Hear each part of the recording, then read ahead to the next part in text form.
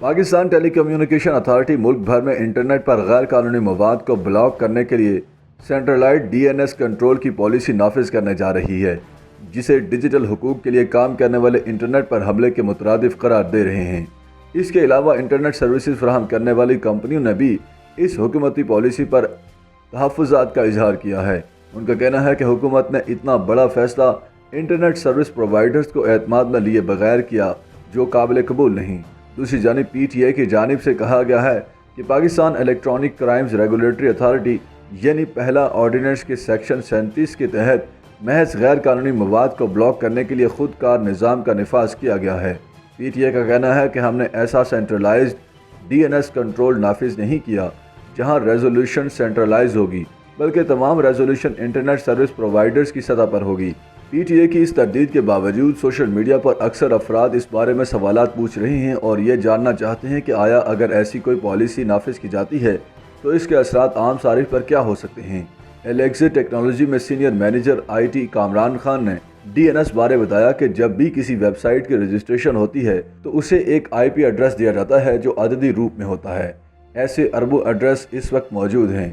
ایسے میں عام صارف کی آسانی کے لیے اسے ایک نام دیا جاتا ہے جس کی میپنگ ڈومین نیم یعنی DMS سسٹم کہلاتی ہے۔ آپ اسے یوں سمجھ لیں کہ یہ ایک فون ڈائریکٹری ہے جس میں متعدد افراد کے نام اور نمبر درج ہیں۔ مثال کے طور پر google.com کا IP ایڈریس ہے۔ اب ظاہر ہے کہ اس نمبر کو یاد رکھنے سے google.com کو یاد رکھنا زیادہ آسان ہوگا۔ اگر PTI کو کسی بھی ویب سائٹ کو بلاک کرنا ہوتا ہے تو اس کی درخواست لے کر اسے ISPs کے پاس جانا پڑتا ہے، جو DNS سرور سے اس کا IP ایڈریس ڈھونڈنے سے منع کر دیتی ہے۔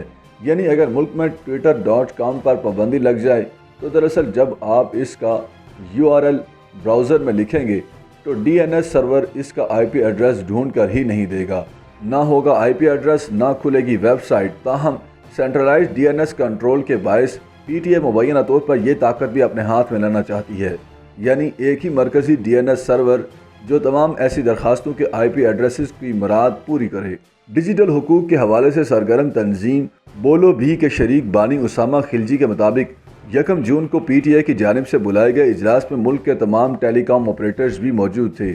ڈیجیٹل رائٹس کی تنظیم بائٹس فار آل کے شہزاد احمد کے مطابق اگر آج PTI یہ کہہ رہی ہے کہ ایسا کچھ نہیں ہوگا تو ان پر بھروسہ نہیں کیا جا سکتا کہ یہ ایک ہفتے بعد ایسا کریں گے یا نہیں، کیونکہ ہمیں نہیں معلوم۔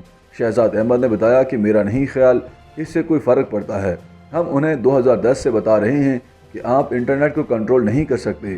آپ لوگوں کی انٹرنیٹ کے ذمہ دارانہ استعمال کی جانب توجہ دلائیں، نہ کہ ہر چیز پر پابندی لگانا شروع کر دیں۔ سینٹرلائزڈ DNS کنٹرول کے باوجود بھی مواد پر مکمل پابندی لگانا ممکن نہیں۔ انٹرنیٹ کا ایک بہت بڑا حصہ جہاں ایسے غیر قانونی کام ہوتے ہیں وہ تو ہماری نظروں سے اوجھل ہے، اور جو انٹرنیٹ ہماری نظروں کے سامنے ہے اس کی تو پہلے ہی نگرانی ہوتی ہے، تو اگر اس پر بھی پابندی عائد ہوگی تو لوگ VPNs کا استعمال کر لیں گے۔ پاکستان میں انٹرنیٹ تک رسائی کتنی محدود ہوگی، اس کا دار و مدار اس بات پر بھی ہے کہ PTI کے ارادے کیا ہیں۔ YouTube پر گوگلی نیوز دیکھنے کے لیے youtube.com کی سرچ بار میں گوگلی نیوز TV ٹائپ کریں۔ گوگلی نیوز کے پیج پر سرخ رنگ کے سبسکرپشن والے بٹن پر کلک کرنا نہ بھولیے۔ YouTube پیج پر اپلوڈ ہونے والی ویڈیوز سے باخبر رہنے کے لیے بیل آئیکن پر کلک کیجیے۔ آپ کو ہر نئی ویڈیو کے بارے میں نوٹیفیکیشن موصول ہو جائے گا۔